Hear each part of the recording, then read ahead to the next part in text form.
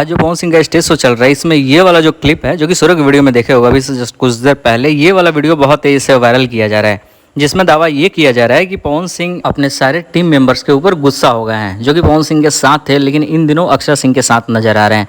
तो पवन सिंह ने दिया जवाब, पवन सिंह ने अक्षय सिंह को जवाब दिया, अमित सिंह, मतलब यही सारी चीजें सोशल मीडिया पे चल रही है। बाकी वीडियो देखे ही होंगे। तो सबका कहना है कि पवन सिंह ने अपने टीम मेंबर्स को जवाब दिया है, बट ऐसा कुछ नहीं है। पवन सिंह ने किसको जवाब दिया है पता ही होगा कि पिछले कुछ दिनों से चल रहा है कि मुंबई में रहना है तो मराठी बोलना होगा, और बिहार वाले जो हैं जो भोजपुरी बोल रहे हैं उनको साइड कर दिया जा रहा है। पूरा नेट भरा पड़ा हुआ है इन सभी न्यूज से।